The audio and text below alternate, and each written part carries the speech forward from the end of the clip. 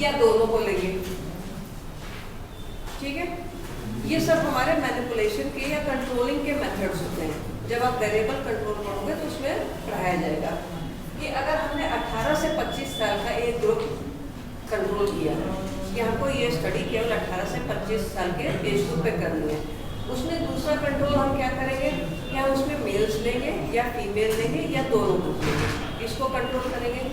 तीसरा हम क्या कंट्रोल करेंगे कि उनका एजुकेशन लेवल क्या होगा।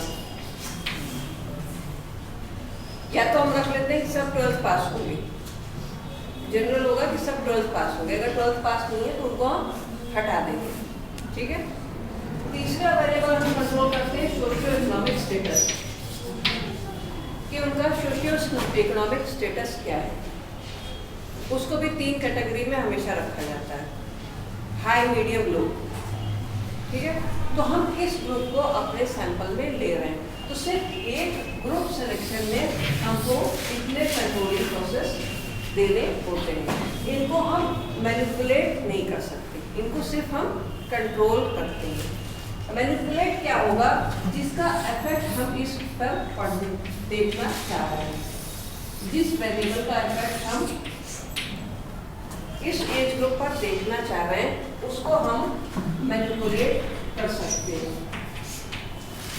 ठीक है, ये हमारे कंट्रोल वेरिएबल हो गए। ये वेरिएबल जिसका इफेक्ट हम इस पर स्टडी करना चाह रहे हैं उसको हम मैनिपुलेट कर सकते हैं, कम या ज़्यादा घटा बढ़ा करके सामने रिप्रेजेंट कर सकते हैं। ये सब आपके क्वांटिटेटिव रिसर्च में ही आता है। जब हम एक्सपेरिमेंटेशन करते हैं या सिस्टमैटिक ऑब्जर्वेशन करते हैं तो उसमें ये सारे फैक्टर्स बहुत ज़्यादा काउंट करते हैं।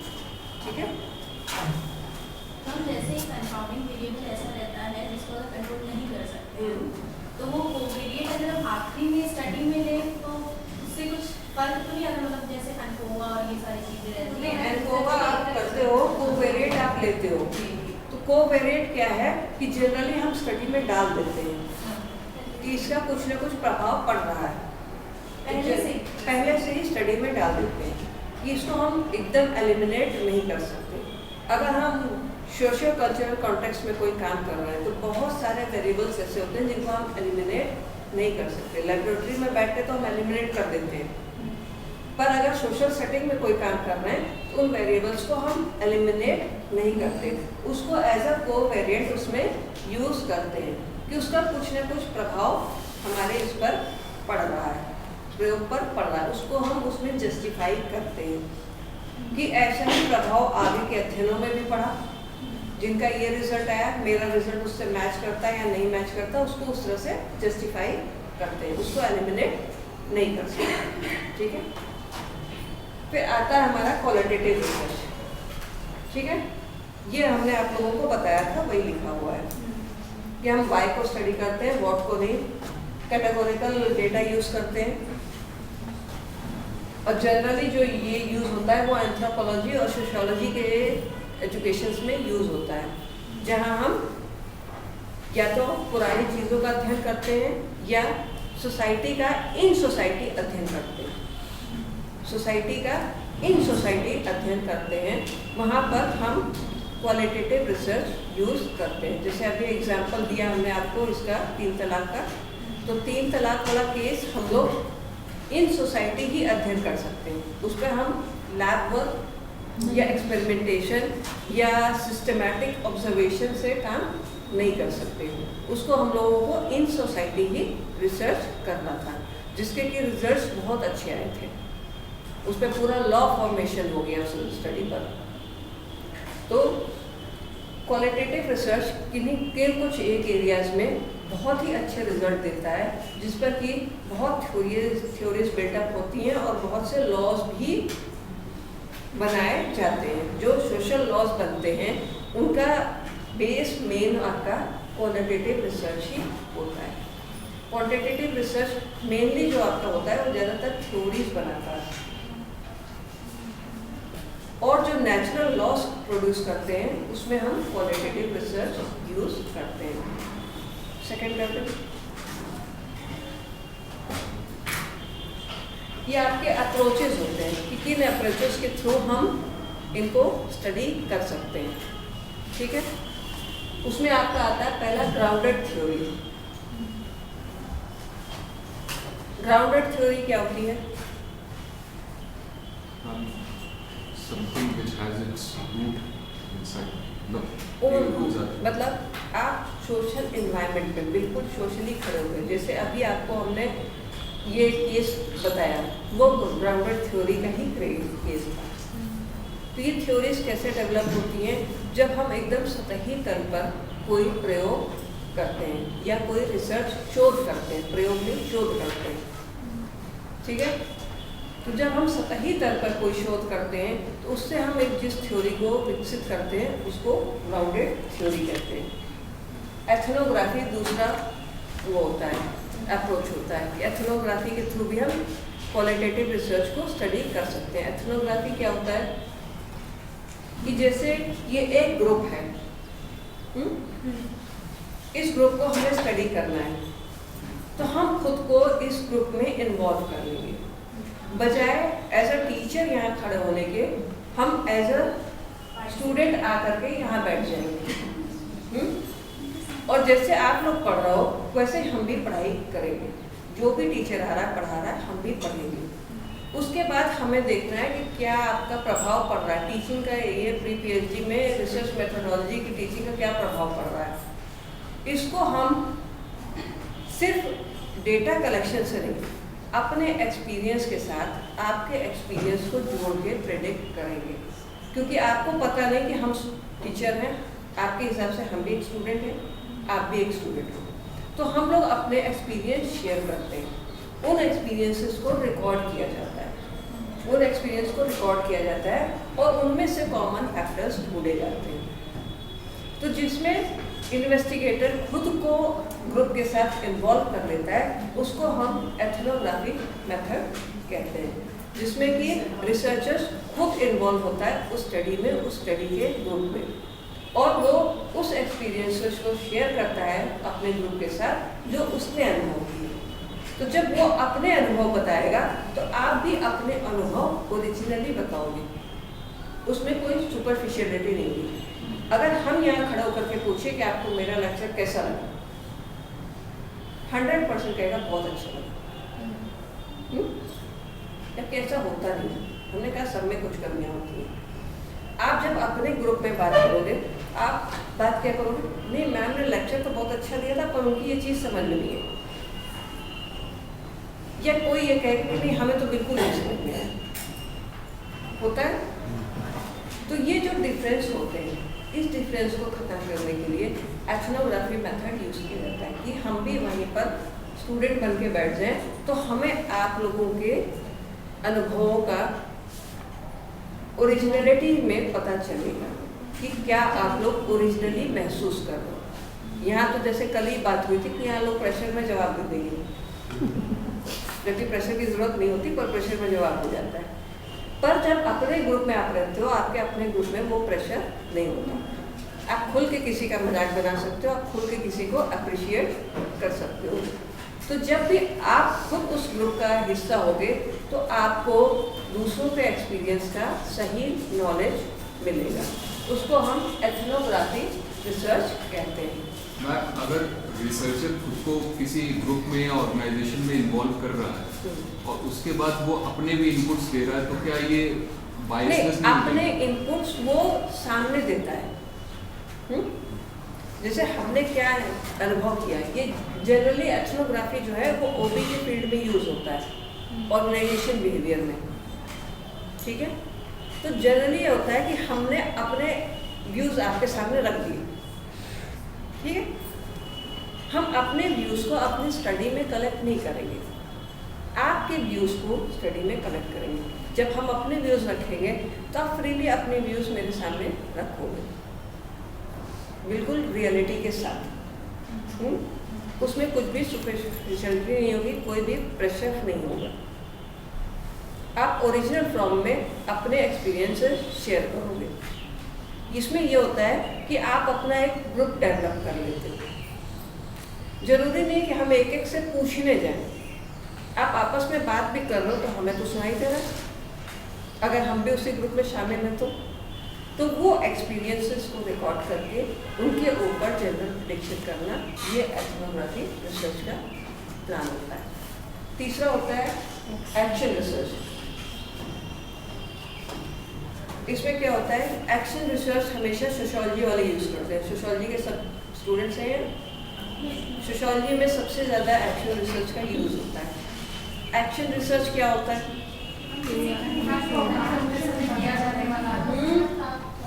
इमीडिएट ऑब्जेक्टिव के साथ किया जाने वाला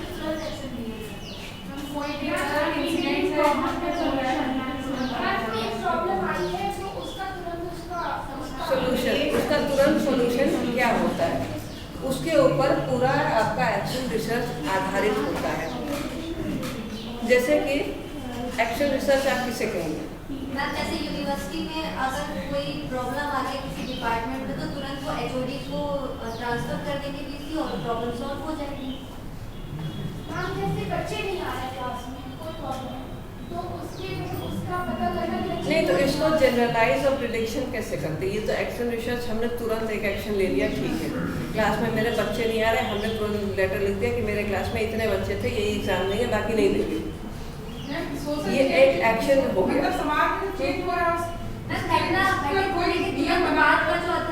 जो घटना घटित हो रही है उस समय जनरल ह्यूमन किस तरह का रिस्पॉन्स देता है, जनरल ह्यूमन किस तरह का रिस्पॉन्स दे रहा है। जैसे कि आपने बताया कि क्लासेस में बच्चे कम आ रहे हैं, ठीक है, ये हमने देखा, हमने एक एक्शन लिया कि हमने ओरली कह दिया कि जो मेरे क्लास में नहीं आएगा उसको हम एग्जाम में बैठने नहीं देंगे। ये प्लान ऑफ एक्शन है, ये एक्शन नहीं है, प्लान ऑफ एक्शन है। फिर हम इसको रिपोर्ट करते हैं आपके कन्वीनर को। कन्वीनर उसमें थोड़ी सी लीनियंसी दिखाता है कि ठीक है आज नहीं आए, हम 7 दिन देखेंगे, 7 दिनों में कौन से बच्चे कितने आ रहे हैं, हम उनको मंजूरी देंगे या नहीं मंजूरी देंगे। हमने एक्शन लिया अपनी एक क्लास को देख करके, कन्वीनर एक्शन लेगा 7 क्लासेस को देख करके। ये रिपोर्ट वीसी के पास जाएगी, वीसी एक्शन लेगा कि 7 नहीं आप 15 दिन क्लास पढ़ा दीजिए। तो एक्शन रिसर्च ऐसे डेवलप किया जाता है कि हम किसी भी समस्या के प्रति कैसे रिस्पॉन्ड कर रहे हैं, उस रिस्पॉन्स का आगे क्या प्रभाव पड़ रहा है, उन सब को लेते हुए एक्शन रिसर्च का निर्माण होता है।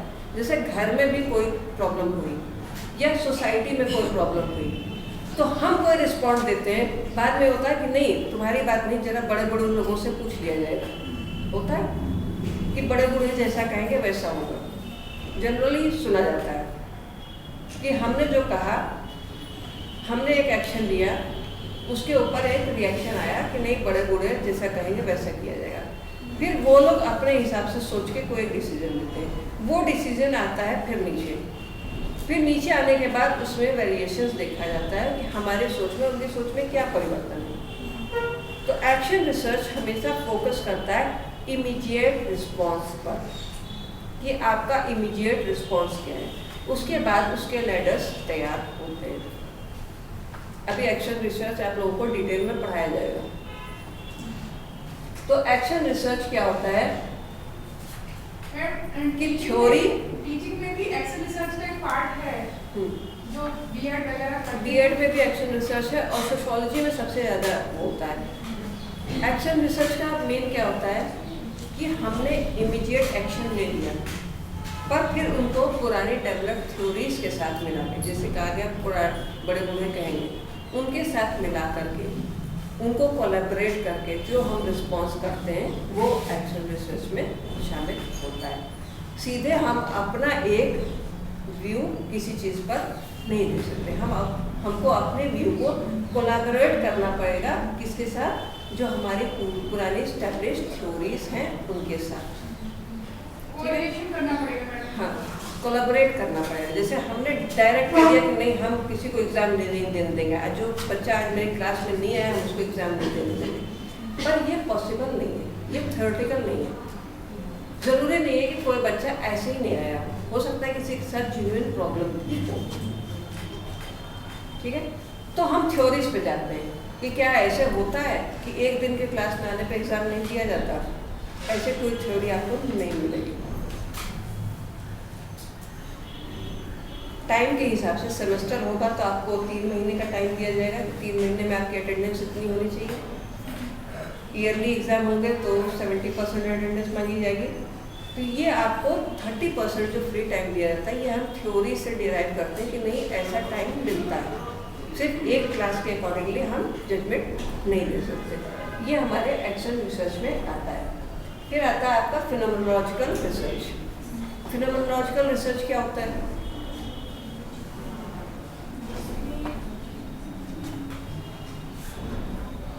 इसमें लोगों की एक्सपीरियंस किए गए हुए मतलब जो वो जी रहे हैं लिव्ड एक्सपीरियंसेस को डिस्क्राइब किया जाता है और उसके बेसिस पे स्टडी। पुराने एक्सपीरियंसेस को आज के नए एक्सपीरियंसेस के साथ जोड़ करके जो ऑब्जर्वेशन होता है उसको फिनोमेनोलॉजी कहा जाता है। जो हमारे रिसेंट एक्सपीरियंसेस हैं उनको जब हम अपने पुराने एक्सपीरियंसेस के साथ जोड़कर स्टडी करते हैं उसको हम फिनोमेनोलॉजी का नाम देते हैं। अब जैसे कि अभी यही क्लासरूम्स की बात हो रही है, ठीक है, पहले अटेंडेंस कंपल्सरी नहीं थी, पर आज के टाइम में अटेंडेंस कंपल्सरी हो गई है। ये 2 फैक्टर हमारे पास हैं। हमारा पुराना एक्सपीरियंस कह रहा है कि अटेंडेंस ज़रूरी नहीं है, हमारा नया एक्सपीरियंस कह रहा है कि अटेंडेंस ज़रूरी नहीं है। इन दोनों को जोड़ के जब हम अध्ययन करते हैं तो उसको हम फेनोमेनोलॉजी कहते हैं। ये हमने बहुत छोटा एग्जाम्पल दिया, सोशल उसमें काफ़ी बड़े बड़े चीज़ें होती हैं। जैसे पुराने सोशल एक्सपीरियंसेस को नए सोशल एक्सपीरियंसेस में, अब 10 साल पहले जो हमारी सोसाइटी थी, पहले जनरेशन गैप क्या माना जाता था? दादा से पोते के बीच को जनरेशन गैप माना जाता था। अब अगर बड़े भाई और छोटे भाई में 10 साल का डिफरेंस है तो उसको जनरेशन गैप माना जाता है। ये डिफरेंस है, ये डिफरेंस हुआ। पहले दादा और पोते के बीच में जनरेशन गैप माना जाता था, फिर फादर और बेटे के बीच में जनरेशन गैप माना जाने लगा। अब तो 10 साल के डिफरेंस को जनरेशन गैप माना जाने लगा है। ठीक है, आजकल के जो अभी के नए बच्चे हैं वो आप लोगों से भी शायद कहेंगे कि ये तो आपको नहीं आता, ये हम ऐसे कर देंगे। क्यों? क्योंकि वो मोबाइल हाथ में लेके हुए हैं। उनको जितना आता है हम लोग शायद नहीं सीख पाएंगे। हम लोग तो नहीं सीख पाएंगे, आप लोग भले ही सीख जाओ, क्योंकि हम लोगों के बीच भी जनरेशन गैप है। तो ये जनरेशन गैप जो है वो टाइम टू टाइम धीरे धीरे कम होता है। तो जब हम इसकी बात करते हैं फिनोमेनोलॉजी की, तो वो हमारे एक्सपीरियंसेस को, पुराने एक्सपीरियंसेस को आगे के एक्सपीरियंसेस में एडअप करके आगे बढ़ता है। उसके बाद आता है हमारा नरेटिव रिसर्च। नरेटिव रिसर्च क्या होता है? स्टोरी बेस्ड होता है। स्टोरी बेस्ड होता है, नरेशन बेस्ड, कि हमने कहा कि आप अपने एक्सपीरियंसेस को कोट अप करिए। जैसे कि कोई एक बड़ा फिनोमेना ले लिया, ठीक है, जैसे अभी हम 3 तलाक की बात कर रहे थे, चलिए क्वेश्चनर हटा देते हैं।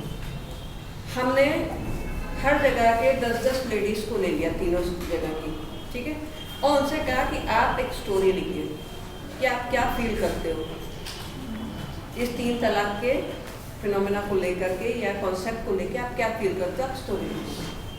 सबकी स्टोरीज कलेक्ट की और उन स्टोरीज में जो कॉमन फैक्टर हुए उनको अलग करके अपना एक रिजल्ट प्रिडिक्ट किया। इसको हम नरेटिव रिसर्च कहते हैं, कि हम आपकी स्टोरीज में से या आपके आइडियाज़ में से कुछ नए कॉन्सेप्ट्स निकालते हैं या कुछ कॉमन कॉन्सेप्ट्स निकालते हैं और उस पर अपनी अलग एक थ्योरी बिल्डअप करते हैं। ठीक है, सबकी थ्योरीज अलग अलग होती है, सबकी सोच अलग अलग होती है। जब कोई लिखने बैठेगा, अब इसी क्लास में ले लें, ठीक है, कि आप लोगों को क्लासेस का एक्सपीरियंस कैसे रहा, ठीक है, हम बजाय फीडबैक फॉर्म भराने के कि एक टिक मार दीजिए, हम कहें आप लिख करके दीजिए, एक एक पन्ना लिख करके दीजिए। सबने तो टिक वेरी गुड पे किया, सबने टिक वेरी गुड पे किया, हो गया है, एक तो ये फॉर्मेट में हो गया। जब हम स्टोरी लिखने को देंगे तो आप सबका राइटअप अलग अलग होगा, सबका राइटअप अलग अलग होगा। जो आप अच्छाइयाँ भी लिखोगे उनका भी राइटअप अलग अलग होगा, ठीक है। तो उनमें से हम फिर कॉमन फैक्टर्स ढूंढते हैं कि कितनी अच्छाइयाँ हैं और कितनी बुराइयाँ हैं, उनको हम अलग अलग करके एक थ्योरी बिल्डअप करते हैं, उसको हम नरेटिव रिसर्च का नाम देते हैं। तो ये कुछ मेथड्स होते हैं या अप्रोचेस होते हैं जिनके थ्रू क्वालिटेटिव रिसर्च कंडक्ट किया जाता है। क्वांटिटेटिव में क्या होता है कि हम जनरली एक क्वेश्चनर या एक सर्वे डिज़ाइन कर लेते हैं और रिसर्च कर डालते हैं, कुछ न्यूमेरिक डेटा मिल जाता है। पर क्वालिटेटिव में हमारे पास डिफ़िकल्टीज ज़्यादा होती है, हमारे पास कोई न्यूमेरिक डेटा नहीं होता है। हम डेटा इनके थ्रू कलेक्ट करते हैं और इनके अकॉर्डिंगली अपना एनालिसिस प्रोड्यूस करते हैं। जैसे हम लोग बात कर रहे हैं ये नरेटिव रिसर्च की, इसमें जो हम एक्सप्रेशन कर रहे हैं वो हम बाय लैंग्वेज कर रहे हैं। लैंग्वेज की अपनी लिमिटेशन हो सकती है, किसी की वोकैबुलरी है वो ज़्यादा लास्ट करती है, किसी की वोकैबुलरी काफ़ी लिमिटेड हो सकती है। तो मैम इसका क्या इम्पैक्ट रहता है रिसर्च की? नहीं, जनरली जब हम कह देते हैं कि आप फ्री होकर के लिखिए हमारे बारे में, तो आप उस लैंग्वेज का प्रयोग करते हैं जिसमें आप बहुत अच्छे से खुद को एक्सप्रेस कर सकें, आइदर इंग्लिश, आइदर हिंदी और बाइलिंगुअल। आप तीनों ही भाषा का या कोई और भाषा भी इस्तेमाल हो सकती है। जनरली होता है कि जब आपको, जैसे आप एक छोटा सा एग्जांपल दें, जब आपको बहुत तेज गुस्सा आती है, जब आपको किसी को गाली देने का मन कर रहा हो, तब किस भाषा का प्रयोग करेंगे?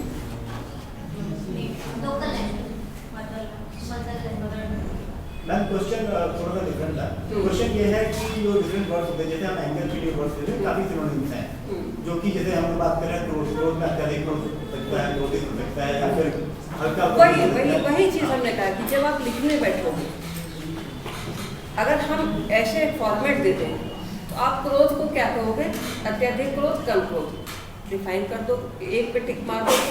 पर जब हम लिखने को कहेंगे तो आप क्रोधित हुए, पर वो क्रोध आपका क्यों आया उस पर भी आप एक लाइन लिखोगे जरूर कि ये जो उन्होंने बात कही, इस बात पे हमें क्रोध आया। वो आपके क्रोध को डिफाइन करता है कि आपका क्रोध क्यों आया। इससे हमें एक थ्योरी बिल्डअप होती है कि अगर वही क्रोध आपके क्लास के मोस्ट ऑफ द स्टूडेंट्स को उसी एक वजह से क्रोध आया, या अत्यधिक, किसी को हो सकता है उसी बात पे अत्यधिक क्रोध आया, किसी को हो सकता है कम क्रोध आया हो, किसी को हो सकता है न्यूट्रलाइज रहा हो, बात एक ही है, पर क्रोध के पैरामीटर सबके राइटअप में अलग अलग हैं, ठीक है। जबकि जब हम भरने को देते हैं उसी बात के लिए आप सिंपल एक अत्यधिक क्रोध पर सब टिक कर देते हो, पर जब हम नरेटिव फॉर्म में आते हैं तो उस क्रोध की डेफिनेशन चेंज हो जाती है, वो डिराइव मीनिंग हम कर देते हैं कि उसमें आपको क्रोध सचमुच आया, उस बात पर सचमुच क्रोधित होना चाहिए या नहीं होना चाहिए, ये हमको उस डेराइवेशन से पता चल जाता है, ठीक। उसके बाद कैसे अच्छा हम लैपटॉप रखते हैं।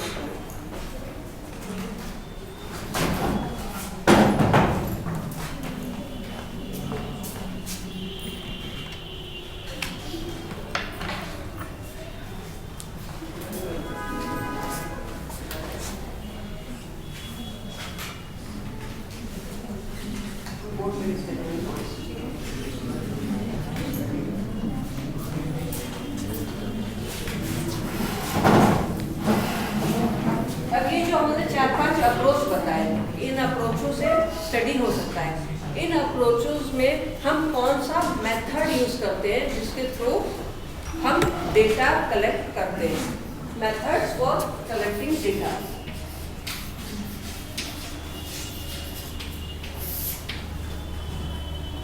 इसमें सबसे पहला मेथड क्या होगा?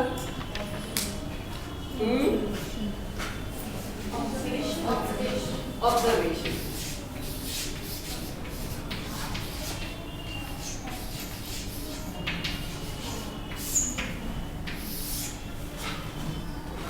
ऑब्जर्वेशन क्या है कि जनरली हम ऑब्जर्व करते हैं सोसाइटी के रिस्पॉन्सेस को और अपने पास एक फीडबैक फॉर्म अपने लिए तैयार करते हैं। जैसे कोई समस्या हुई तो उस समस्या पे आपके अलग अलग क्या रिस्पॉन्सेस आ रहे हैं, उन रिस्पॉन्सेस को हम अपने डेटा शीट पे कलेक्ट करते हैं। बजाय इसके कि हम आपको कोई डेटा शीट दें कि आप उस पर रिस्पॉन्ड करो, हम इन जनरल ऑब्जर्व करते हैं कि आपका सिंपल ऑब्जर्वेशन क्या आ रहा है, उसको हम अपनी डेटा शीट पर ऑब्जर्व करते जा रहे हैं। जैसे आपने कहा कि क्रोधित, अत्यधिक क्रोधित, कम क्रोधित, तो वो जब आप एक्सप्रेशन में आते हो तो वो चीज़ें समझ में आती हैं। जो सिस्टमैटिक ऑब्जर्वेशन होता है उसमें समझ में आता है कि आपका क्रोध का लेवल क्या है, आप बहुत ज़्यादा गुस्से में हो या कम गुस्से में हो। तो उसको ऑब्जर्व करके उसका हम अपने पास एक डेटा शीट बनाते हैं कि इस समस्या के प्रति लोग क्रोधित हो सकते हैं, इस समस्या के लिए लोग क्रोधित नहीं हो सकते। ये दो चीज़ें आती हैं। जैसे हमने कह दिया कि अगर आपकी 80% अटेंडेंस नहीं हुई तो हम एग्ज़ाम नहीं देने देंगे, हमने यहाँ खड़े होकर कह दिया, ठीक है। सिंपल रिस्पॉन्स क्या होगा, आप सब आपस में कुछ ना कुछ बात होगी, यार अभी तक तो 60% था, अभी 40% था, अभी 80% आ गया। तो ये जनरल आपके रिस्पॉन्सेस सामने आएंगे। वो ऑब्जर्व करके हम ये तैयार करते हैं कि 40% पर कितने लोग तैयार हैं, कितने लोग 60% पर तैयार हैं और कितने लोग 80% पर तैयार हैं। वो ऑब्जर्वेशन में जिस पर ज़्यादा हमारे लोडिंग होगी उसको हम एक क्राइटेरिया मान देते हैं कि नहीं, 40% नहीं 60% पे स्टूडेंट्स तैयार हैं, 60% अटेंडेंस हम कंपल्सरी कर देते हैं। तो ये हमारा तरीका होता है ऑब्जर्वेशन का, जिस पे क्वालिटेटिव डेटा कलेक्ट किया जाता है। इसको हम एंथ्रोपोलॉजिकल मेथड में या एथनोग्राफिक मेथड में यूज़ कर सकते हैं। हम आप लोगों के बीच में बैठ जाएं और समझें कि आप सब क्या चाहते हो, या हम वो भी अ टाइप ऑफ ऑब्जर्वेशन है। हम आपके बीच में बैठे हैं तो हम आपको ऑब्जर्व कर रहे हैं कि आपके क्या क्या रिस्पॉन्सेस हो सकते हैं। तो ये एक टाइप ऑफ मेथड है जिससे हम डेटा कलेक्ट करते हैं। दूसरा है इंटरव्यूज।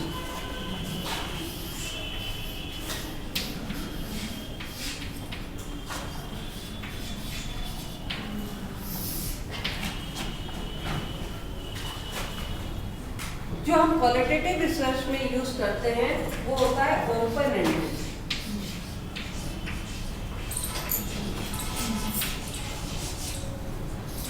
जैसे इंटरव्यू मेथड हमने क्वांटिटेटिव मेथड में भी पढ़ाया था, डेटा कलेक्शन के लिए इंटरव्यू क्वांटिटेटिव में भी बताया था। क्वांटिटेटिव में जो होता है वो क्लोज एंडेड होता है और क्वालिटेटिव में जो होता है वो ओपन एंडेड होता है। क्लोज एंडेड का मतलब क्या होता है कि हम इंटरव्यू शेड्यूल करके जाते हैं, ये क्वेश्चन पूछना है, इसके बाद ये क्वेश्चन पूछना है, इसके बाद ये क्वेश्चन पूछना है। हम उसको मैशअप नहीं करते, ऊपर नीचे नहीं करते, वो होता है हमारा क्लोज एंडेड। ओपन एंडेड में क्या होता है, हमारे पास क्वेश्चंस नहीं होते, हम एक क्वेश्चन करते हैं, उसका जो जवाब आता है हमारे पास उसी से हम दूसरा क्वेश्चन डिराइव करते हैं। ये हमारा होता है ओपन एंडेड इंटरव्यू। तो जो क्वालिटेटिव रिसर्च में यूज होता है वो हमेशा ओपन एंडेड इंटरव्यू यूज होता है, जहां हम आपके जवाब से ही सवाल को बनाते हैं या प्रोड्यूस करते हैं और उससे उसको हम पूरा रिकॉर्ड करते हैं कि आपके क्या क्या जवाब हैं। तीसरा होता है सर्वे।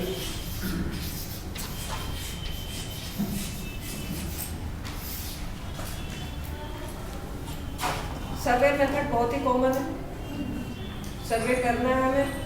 तो सर्वे में हम क्या करते हैं, कुछ क्वेश्चंस बना लेते हैं और उसके रिस्पॉन्सेस हम लेते रहते हैं। जैसे टेलीफोनिक सर्वे या इंटरनेट सर्वे, आजकल तो बहुत तरह के सर्वे आ गए हैं। तो जैसे क्वांटिटेटिव रिसर्च में आता है वैसे ही क्वालिटेटिव रिसर्च में भी सर्वे यूज होता है। पर यहाँ सर्वे में हमारे पास कैटेगराइजेशन होता है, हाँ नहीं, पसंद ना पसंद, आपको ये नेता पसंद है, हाँ या नहीं, आपको ये नेता ना पसंद है, हाँ या नहीं। बस इस तरह के रिस्पॉन्सेस हम रिकॉर्ड करते हैं। तो ये हमारे इस सर्वे में लिमिटेशंस होती हैं। कैटेगरिकल सर्वे होता है, कैटेगराइज करके हम सर्वे करते हैं। इसके बाद चौथा मेथड हमारा आता है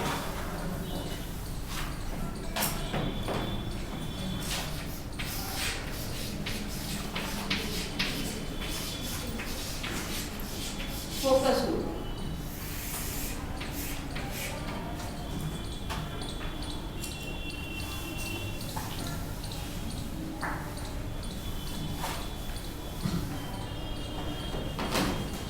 फोकस ग्रुप क्या होगा? छोटे नंबर ग्रुप को लेके जैसे हम लोग बात कर रहे थे कल, जो एग्जाम्पल हम लोग बात कर रहे थे एनसीसी के कैडेट्स का सिलेक्शन के लिए, तो उसमें जो हमने 10 कैडेट्स चुन लिए जिन्होंने वो क्वालिफाई कर लिया है, हमने उसके ऊपर अपना ऑब्जर्वेशन रखा। फोकस ग्रुप हमेशा इंटरव्यूज के लिए यूज होता है।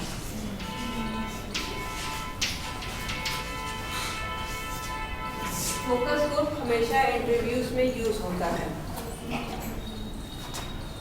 फोकस ग्रुप का क्या मतलब होगा? जैसे कि ये क्लास है, हमको इस क्लास पे स्टडी करनी है, तो हम इस क्लास में से 10 बच्चों को चुन लेते हैं, उनको अलग बैठाते हैं और उनके साथ एक टॉक करते हैं। A talk in a form of interview, general talk, वो हमारा कहलाता है focus group. Focus group is a form of interview. Focus group क्या होगा कि जो आपका सिलेक्शन है, जब आपका सिलेक्शन पूरा कंप्लीट हो जाए, उसमें से जो 5 बच्चे निकले उनको फिर हम इंटरव्यू में लाते हैं, फोकस करते हैं, उनके साथ हम इंटरेक्शन करते हैं और उनके बारे में हम सारी चीज़ें ज्ञात करते हैं। तब हम फाइनलाइज करते हैं कि हाँ ये सारे गुण इन 5 में है, तो ये सारे गुण आगे भी लोगों में होने चाहिए ताकि उनका सिलेक्शन आर्मी में हो सके। तो हमारा फोकस ग्रुप बेसिकली होता है इंटरव्यू प्रोसेस, जिसमें कि हम एक क्लासरूम से या एक कम्युनिटी से या एक सोसाइटी से एक ग्रुप निकाल लेते हैं और उसके साथ इंटरव्यू करते हैं किसी भी समस्या को लेकर के, वो सामाजिक हो, राजनीतिक हो या जो भी हो। जब हम उस समस्या पे बातचीत करते हैं, जैसे डोमेस्टिक वायलेंस है, हमने एक सोसाइटी में गया, हमने वहाँ उस सोसाइटी में 60 परिवार रहते हैं, उसमें से 20 परिवार चुन लिए और उनके साथ इंटरव्यू स्टार्ट किया। इंटरव्यू हमारा अनस्ट्रक्चर्ड होता है, जिसमें ओपन एंडेड क्वेश्चन होते हैं। आप भी सवाल पूछ सकते हो, हम भी जवाब दे सकते हैं, हम सवाल पूछिए तो आप जवाब दे सकते हो। उनमें से कॉमन फैक्टर्स बाद में सेलेक्ट किए जाते हैं, वो उससे जो हम डेटा इकट्ठा करते हैं बाद में उसको एनालाइज प्रोसेस में लाते हैं, एनालिसिस के प्रोसेस में लाते हैं। ये हमारा होता है फोकस ग्रुप। सिलेक्शन के लिए नहीं, बेसिकली सिलेक्शन के लिए होगा, हर जनरल प्रॉब्लम के लिए हो सकता है। जैसे मान लो वोटिंग का ही है कि वोटिंग लोग आजकल देना पसंद करते हैं कि नहीं करते हैं, ये हमारी एक समस्या है। इस समस्या को जानने के लिए हम क्या करेंगे कि हम एक ग्रुप ऑफ पीपल सेलेक्ट कर लेंगे और उनके विचारों को सुनेंगे। मान लो हमने 20 का ग्रुप लिया, उसमें से अगर 12 कह रहे हैं, 14 कह रहे हैं कि नहीं वोटिंग होनी चाहिए, तो हम ये कहते हैं कि नहीं, लोग वोटिंग के फेवर में हैं। अगर उसमें से 14 लोग कह रहे हैं कि वोटिंग नहीं होना चाहिए, तो हम एक जनरल क्राइटेरिया बनाते हैं कि इस एरिया के लोग वोटिंग के फेवर में नहीं हैं। तो इसको केवल हम सिलेक्शन के लिए नहीं, जनरल हर समस्याओं के लिए, हर उसके लिए यूज करते हैं। जैसे बेटी बचाओ बेटी पढ़ाओ प्रोग्राम है, इसके लिए भी बेटी बचाओ के फेवर में कितने लोग हैं, इसके लिए भी हम क्या करते हैं, फोकस ग्रुप इंटरव्यूज का इस्तेमाल कर सकते हैं। ठीक है, 5वां क्या आता है हमारा, लिटरेचर रिव्यू।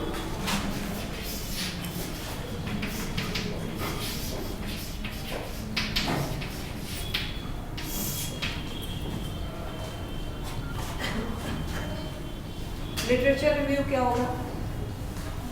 कि हमारे पास एक समस्या है, हम उसके समाधान के लिए क्या करते हैं कि हम पुराने सारे लिटरेचर्स को कलेक्ट करते हैं, उस समस्या की फेवर में जितने हैं उनको अलग करते हैं और फेवर में नहीं है उनको अलग करते हैं, और उन दोनों के बीच में एक कंपैरिजन करते हैं।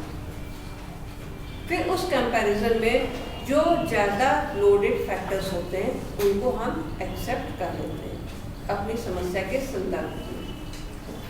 उसको हम कहते हैं लिटरेचर रिव्यू, कि हम पुराने लिटरेचर से अपनी समस्याओं का समाधान ढूंढते हैं। तो वो ढूंढने के लिए ऐसा नहीं होगा कि हमने पढ़ा, एक ने कहा कि ऐसा नहीं हो सकता, हमने उसको छोड़ दिया, दूसरे ने कहा ऐसा नहीं हो सकता, हमने उसको छोड़ दिया, तीसरे ने कहा ऐसा हो सकता है, हमने उसको पकड़ लिया कि नहीं इसने कहा ऐसा हो सकता है तो मेरी प्रॉब्लम सॉल्व हो गई कि ऐसा ही होगा। लिटरेचर रिव्यू ये नहीं होता। लिटरेचर रिव्यू जो हम करते हैं तो 10 साल, 15 साल, 20 साल पुराने सारे रिसर्चर्स को इकट्ठा करके, उनके आउटकम्स को, उनकी फाइंडिंग्स को इकट्ठा करके तब अपने व्यू को रिप्रेजेंट करते हैं कि हमारा इस चीज़ के लिए क्या व्यू होगा। ठीक है, 1-2 से काम नहीं चलता, 15-20 साल का रिसर्च लेना जरूरी होता है। तो ये तरीके होते हैं आपके डेटा कलेक्शन के, कि आप क्वालिटेटिव मेथड में डेटा कैसे कलेक्ट करते हैं।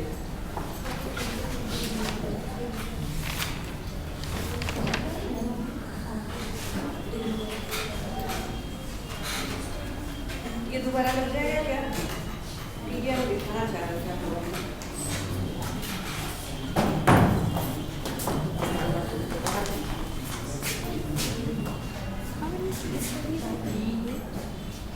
ये स्टडी अलग है, वो एकदम बिल्कुल अलग चीज़ है, क्लिनिकल साइड नहीं है।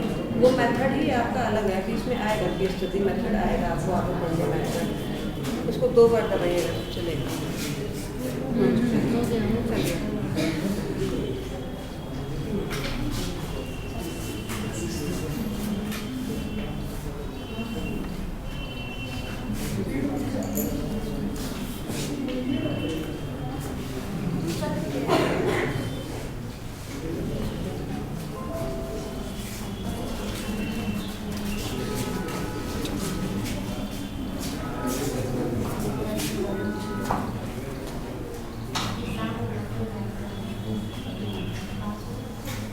क्वालिटेटिव रिसर्च का जो सबसे मुश्किल पार्ट होता है वो होता है एनालिसिस का, कि हम उसको एनालाइज कैसे करेंगे।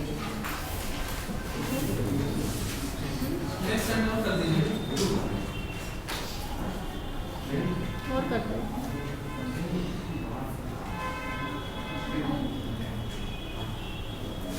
थोड़ा छोटा कर दें क्या? छोटा कर लो।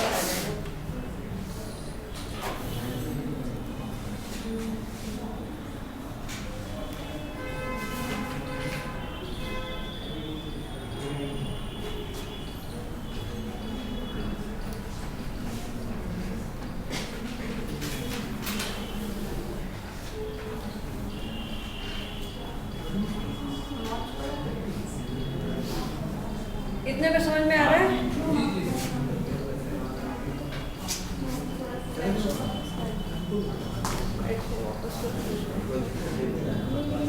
थोड़ा सा बड़ा ऊपर ये एडिट कर दे तो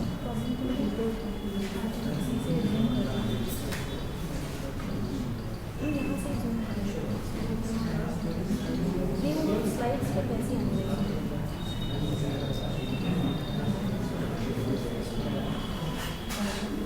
ये तो पहला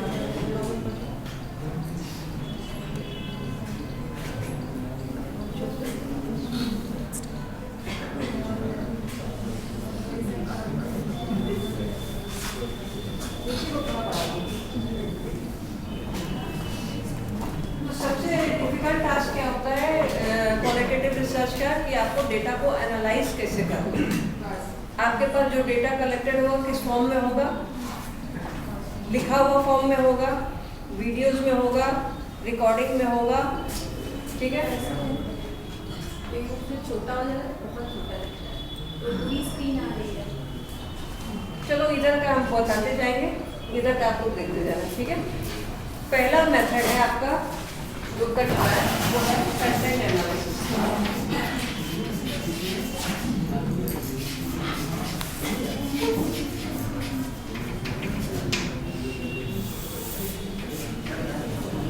पहला मेथड है कंटेंट एनालिसिस।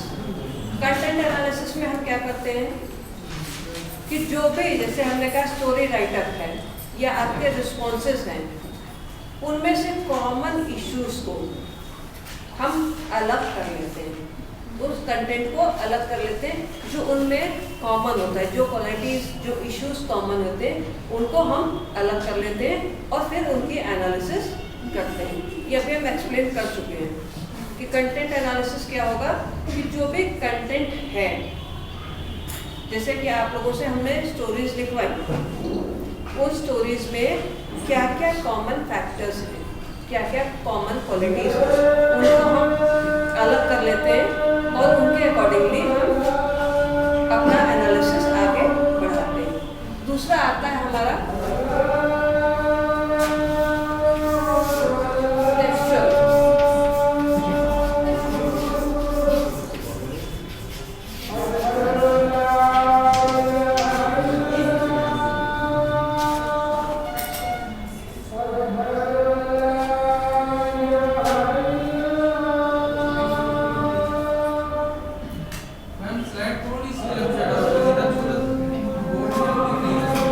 नहीं हो पा रहा है ना,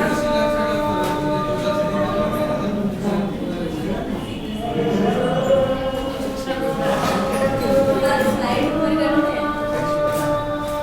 वो सही नहीं आया।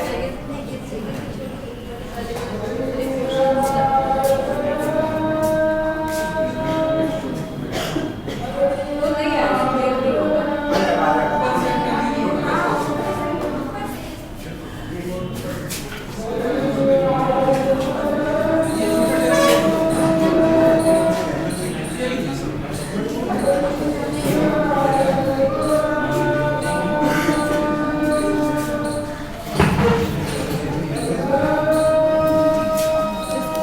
दूसरा है textual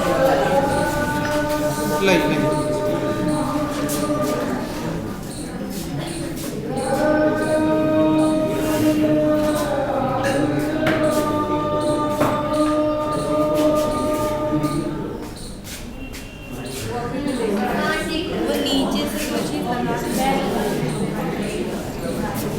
आप लोग उसी में एडजस्ट करो, हम वो हेडिंग लिखते जा रहे हैं, नीचे का कंटेंट आप लोग लिखते जाओ।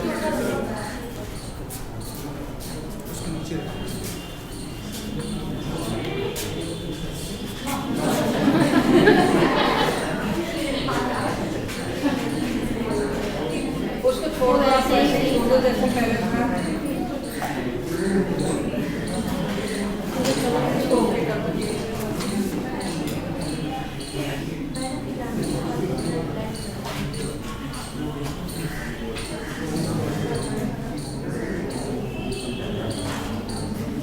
थोड़े टेक्सचुअल कंटेंट आता है, टेक्सचुअल एनालिसिस आता है। टेक्सचुअल एनालिसिस क्या होता है, जो भी आप कंटेंट आपके पास है, तो मिल गया और खत्म हो गया, उसको रहने दो, डिस्टर्ब होगी क्लास, जाने दो। हाँ यार,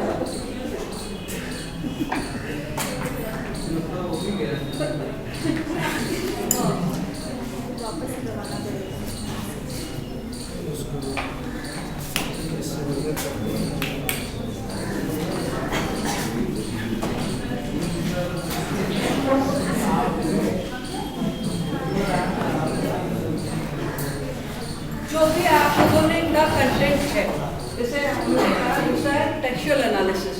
तो जो भी कंटेंट हमने इकट्ठा किया है वीडियो फॉर्म में या ऑडियो फॉर्म में, उस टेक्स्ट का कंटेंट क्या क्या है, उसमें क्या किन किन चीज़ों पे ज़्यादा जोर दिया जा रहा है, वो हमारा होता है कंटेंट एनालिसिस। जैसे हम एक जनरल सर्वे कर रहे हैं, ठीक है, जनरल सर्वे में क्या होगा कि न्यू एजुकेशन पॉलिसीज का स्टूडेंट पे क्या इफेक्ट पड़ रहा है। ये जनरल सर्वे हुआ, हमने सबसे कहा कि अपने अपने व्यूज रिकॉर्ड कर लो या लिख करके हमें दो। वो रिकॉर्डिंग हमारे पास इकट्ठा हो गई। वो कंटेंट जो है, उस कंटेंट में क्या होगा कि कुछ लोग नेट के अगेंस्ट बोलेंगे, कुछ उसके सपोर्ट में बोलेंगे। तो इन कंटेंट को हम जब इस टेक्स्ट को जब एनालाइज करते हैं तो सपोर्ट और अगेंस्ट को हम अलग अलग कर लेते हैं। अब सपोर्ट और अगेंस्ट में भी क्या क्राइटेरिया है सपोर्ट करने का और क्या क्राइटेरिया है अगेंस्ट होने का, उसको हम अलग से डिफाइन करते हैं। वो हमारा होता है टेक्सचुअल एनालिसिस, कि हम किसी टेक्स्ट को किस तरह से एनालाइज कर रहे हैं। तीसरा फॉर्मेट होता है थीमेटिक एनालिसिस।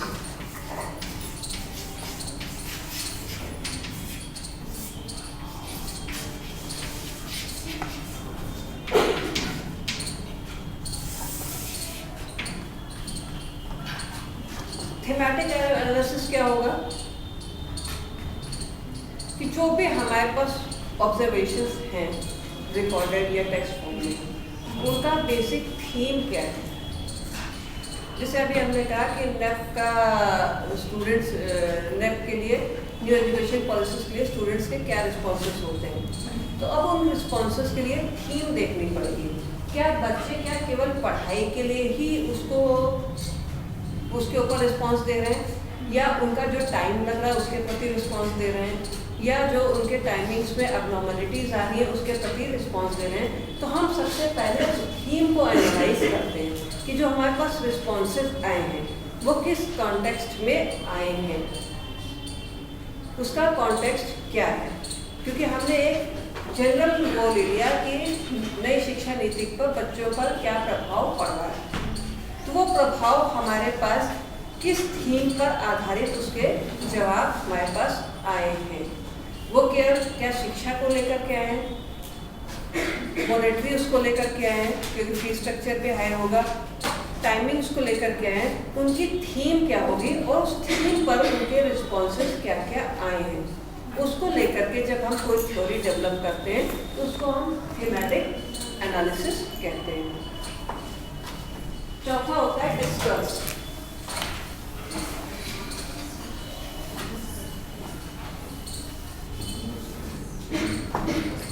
डिस्कस क्या होगा?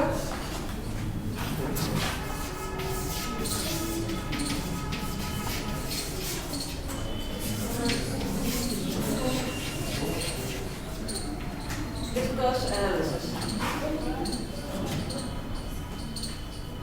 इसका मतलब क्या होगा? जैसे अभी आपने बताया कि हमारे भाषा का प्रभाव पड़ता है। डिस्कस एनालिसिस में हम क्या देखते हैं?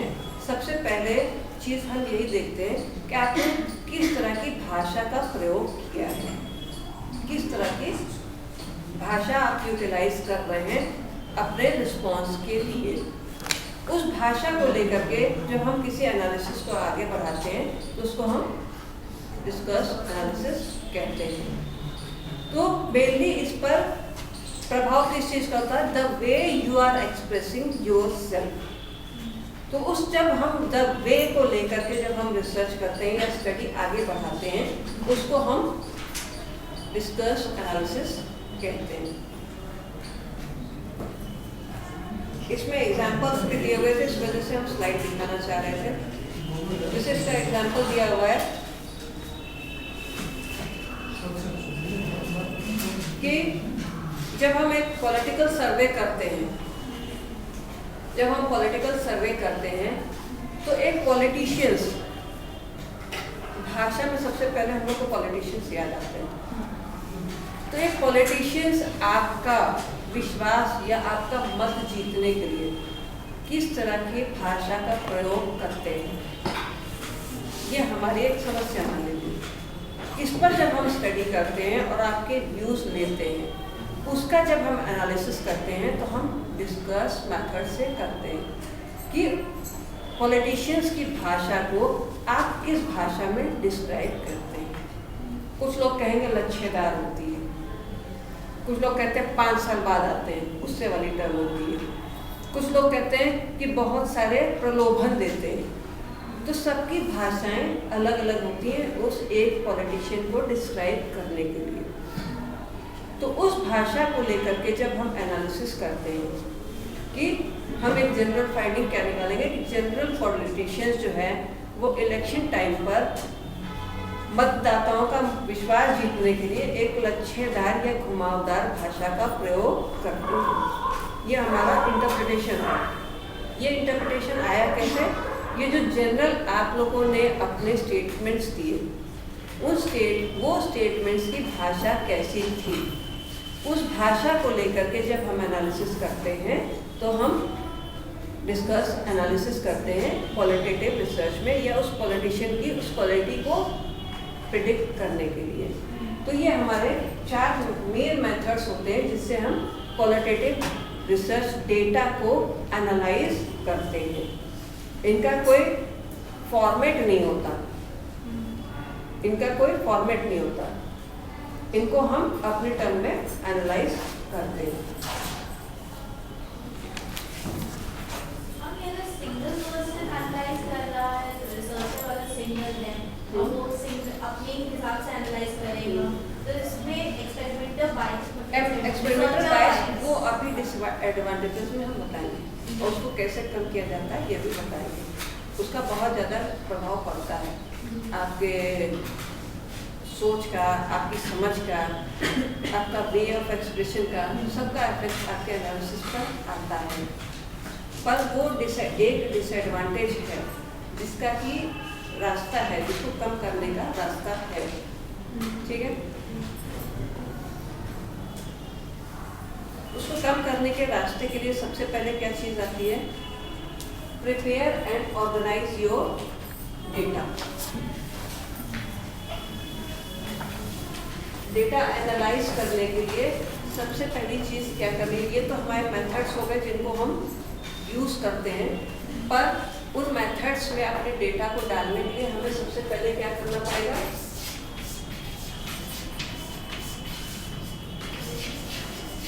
प्रिपेयर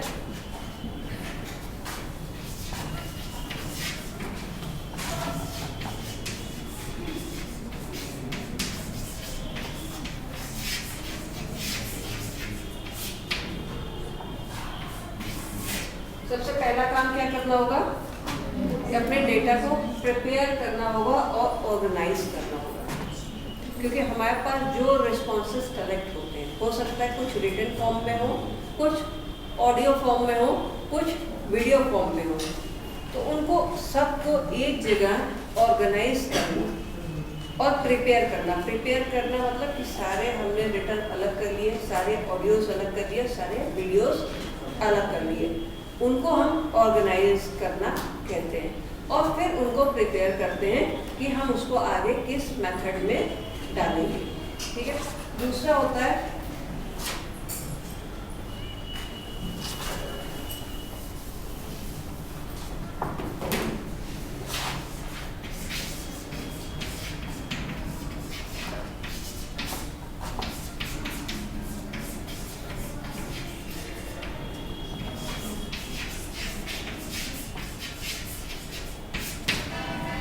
आपने ऑर्गेनाइज किया, आप उसको गहनता से सुनते हो, देखते हो, पढ़ते हो, तो वो होता है आपका review and explore your data. ऐसा नहीं कि हमने ऑडियो अलग कर दिए, वीडियो अलग कर दिए, रिटर्न अलग कर दिए, लेकिन हम उसको पढ़ने ही नहीं गए, 1-2 पढ़े बाकी सब छोड़ दिए, ये नहीं होता। सबको आपको रिव्यू करना पड़ेगा और एक्सप्लोर करना पड़ेगा। जो आपने ऑडियो सुना, जो वीडियो सुना, उसमें क्या क्या कॉमनिटी है उसको आपको अलग नोट डाउन करनी पड़ेगी। तो ये तरीका होता है रिव्यू एंड एक्सप्लोर का। तीसरा होता है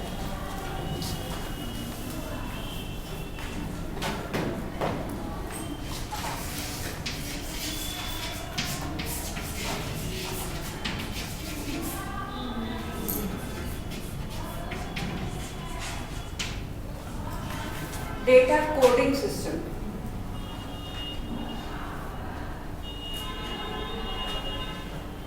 हम जो भी हमने डेटा कलेक्ट किया है उसमें हम कुछ कोड्स का इस्तेमाल कर लेते हैं।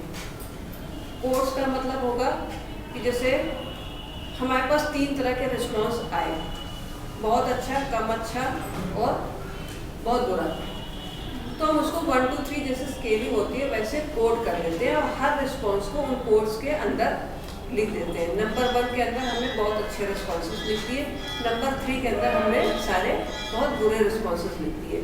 तो इनको हम डेटा कोडिंग सिस्टम जो है वो आजकल स्टार्ट हुआ, क्योंकि सारे एनालिसिस जनरली जो होते हैं आपके वो ऑनलाइन या ऑफलाइन कंप्यूटराइज होने लगे, किसी न किसी ऐप के थ्रू हो जाते हैं।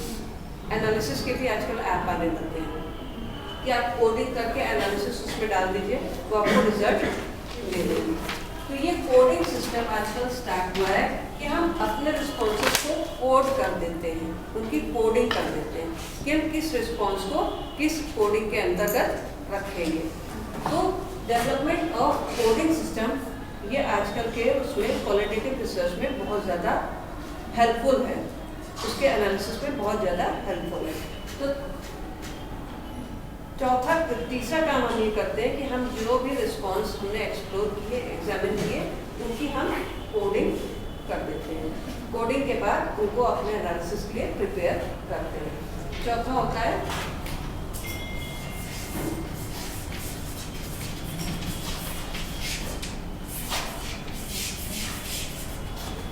Assign codes. असाइन कोड्स क्या होगा कि कोडिंग सिस्टम हमने पहले डेवलप की कि हम 1 2 3 4 इसको करेंगे, उसके बाद हम उसको प्रॉब्लम्स को असाइन कर देते हैं। मतलब असाइन कर देते हैं कि मतलब सारे फीडबैक उसमें भर देते हैं, अपने कोडिंग सिस्टम में सारे रिस्पॉन्सेस को नोट डाउन कर लेते हैं। ये हमारा नेक्स्ट स्टेप है। उसके बाद होता है आइडेंटिफाइंग रिकरिंग थीम। आइडेंटिफाई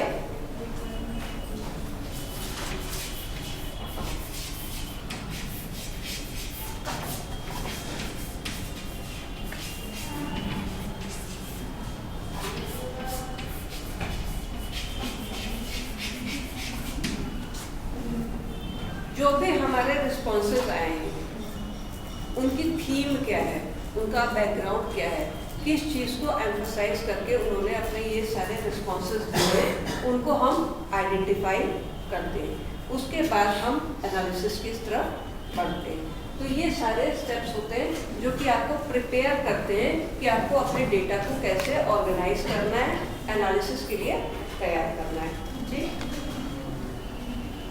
उसके बाद है आप लोगों का एडवांटेजेस कि क्वालिटेटिव रिसर्च के क्या क्या एडवांटेजेस हैं।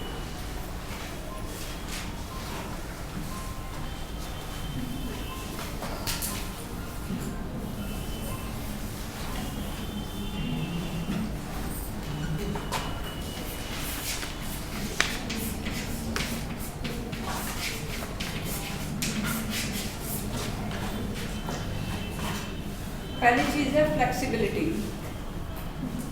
जो सबसे बड़ा एडवांटेज है हमारे क्वालिटेटिव रिसर्च का वो है इसकी फ्लेक्सिबिलिटी। जैसे कि जब हम क्वांटिटेटिव में रिसर्च करते हैं तो हम वेरिएबल और प्रॉब्लम को लेकर के एक जगह इकट्ठा हो जाते हैं लैब में या कहीं किसी जगह पर। हम सिर्फ एक पर्टिकुलर वेरिएबल की या पर्टिकुलर फैक्टर की स्टडी करते हैं। जबकि जब हम क्वालिटेटिव रिसर्च करते हैं तो उसमें जब हम एक समस्या का समाधान देखने जाते हैं तो उसमें समाधान में हमें कई और चीज़ें भी दिखती हैं। इसके समाधान में सिर्फ यही एक चीज़ नहीं आ सकती, इसके साथ ये चीज़ें और भी आ सकती हैं जिससे हम अपनी स्टडी को और वास्ट कर सकते हैं। तो फ्लेक्सिबिलिटी का कैरेक्टर होता है वो क्वालिटेटिव रिसर्च का सबसे मेन एडवांटेज होता है कि हम सोशल एनवायरनमेंट में, नेचुरल लॉज में अपना रिसर्च कंडक्ट करते हैं, जिससे कि हमें जो है अपने जो रिस्पॉन्सेज मिलते हैं वो पूरी तरह से नेचुरल मिलते हैं। और जो एक पैराडाइम हम सेट करते हैं उसके आसपास भी हमें कई और चीज़ें देखने को और समझने को मिलती हैं, जिसको कि हम आगे एनालाइज कर सकते हैं या बढ़ा सकते हैं। ठीक है। दूसरी चीज़ होती है नेचुरल सेटिंग।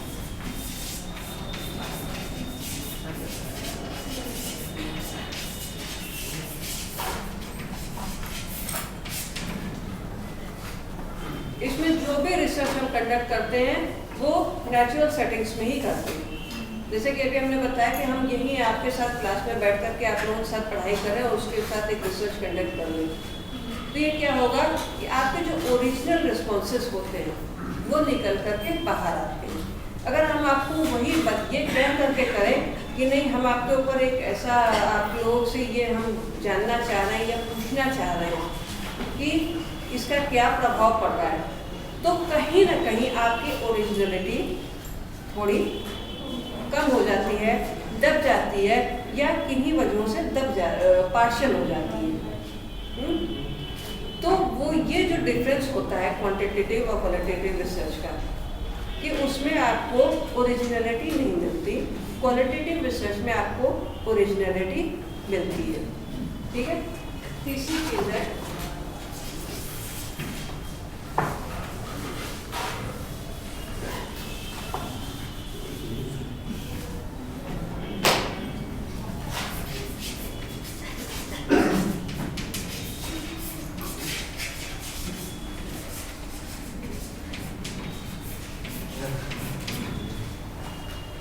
Meaningful insight.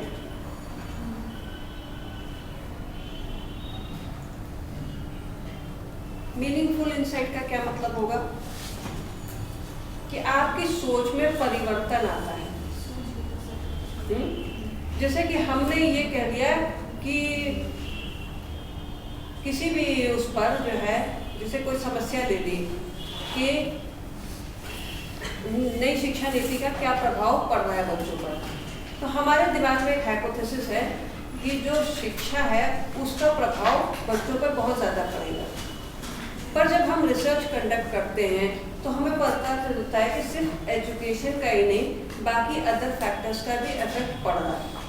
तो ये क्या होता है, ये एक नई इंसाइट बिल्टअप करता है हमारे अंदर कि हम सिर्फ एक एजुकेशन को ही प्रॉब्लम न समझें, इसके साथ और जुड़ी हुई बहुत सारी चीज़ें हैं जिनके ऊपर हम अपना शोध आगे बढ़ा सकते हैं।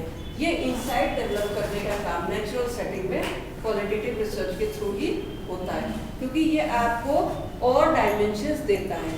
और डायमेंशंस कहाँ से आपको मिलते हैं? आपका जो वर्किंग ग्रुप है उसी से मिलते हैं। जो आपका वर्किंग ग्रुप है, जो नेचुरल सेटिंग में बैठा हुआ है, जो समस्या को फेस कर रहा है, वही आपको और दूसरी चीज़ें बताता है, जिससे कि आपके अंदर एक इंसाइट डेवलप होता है कि हमें रिसर्च और किन फील्ड्स में करना चाहिए। ठीक है। चौथी चीज़ क्या होगी? जब इंसाइट डेवलप होगी तो क्या होगा?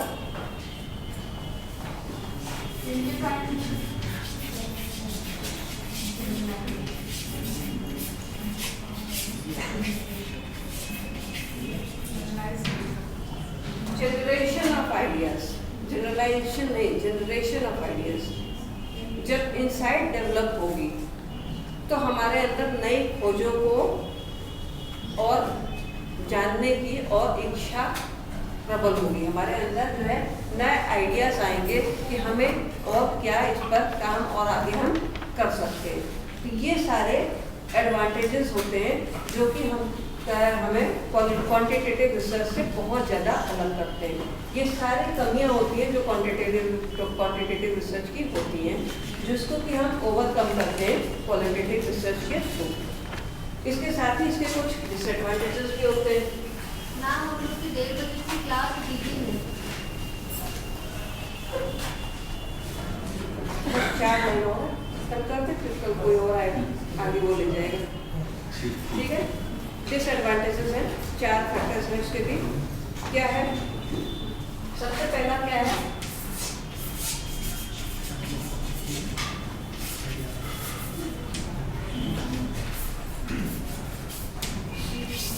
अनरिलायबिलिटी।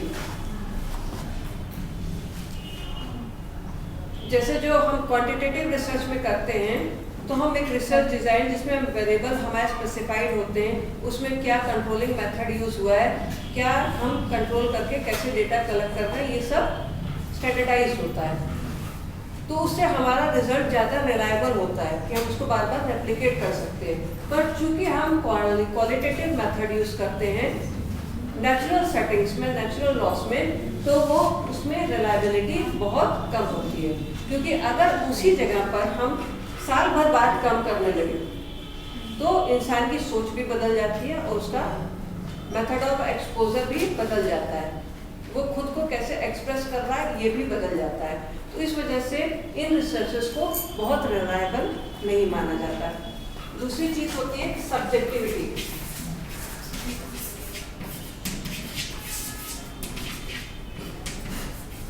सब्जेक्टिविटी क्या होगी?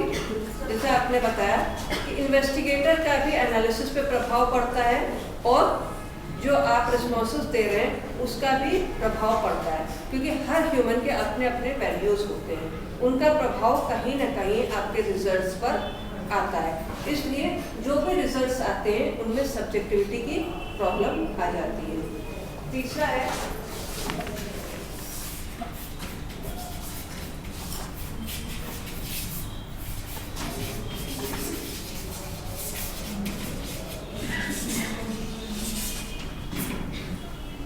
Limited generalisation.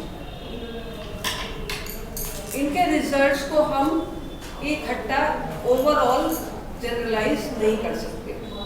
हमने जहाँ स्टडी की हम केवल वहीं उस चीज़ को प्रेडिक्ट कर सकते हैं, उसके प्रेडिक्शंस को हम ओवरऑल जनरलाइज नहीं कर सकते। उसका जनरलाइजेशन थोड़ा सा संकीर्ण होता है। अगर हम स्टडी अपनी एक वास्ट लेवल पर करें, जैसे 3 तलाक की हुई, तब तो हम एक रिजल्ट जनरलाइज कर सकते हैं, वो भी कहाँ? सिर्फ इंडिया के लिए, उसके आगे नहीं जनरलाइज कर सकते। तो ये जो जनरलाइजेशन के लिमिटेशन होता है वो हमारा क्वालिटेटिव रिसर्च में आ जाता है, जबकि क्वांटिटेटिव रिसर्च में कुछ ऐसे रिसर्चेस होते हैं जिनको हम ऑल ओवर वर्ल्ड जनरलाइज कर सकते हैं।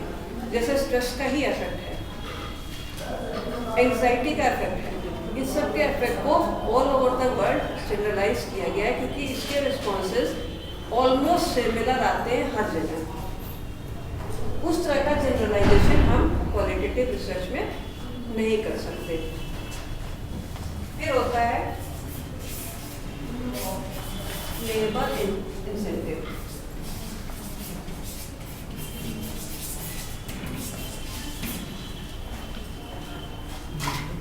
लेबर इंसेंटिव क्या होगा? चूंकि हम फील्ड में काम करते हैं तो हमें अपने साथ बहुत सारे लोगों को जोड़ करके काम करना पड़ता है।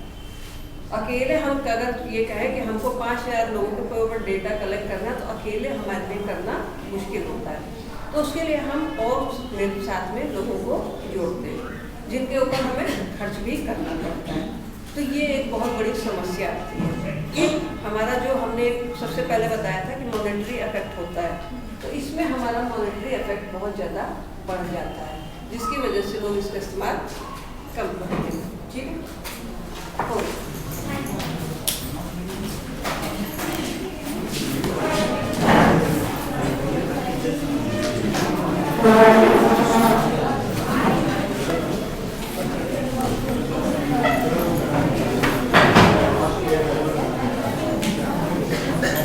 Thank you.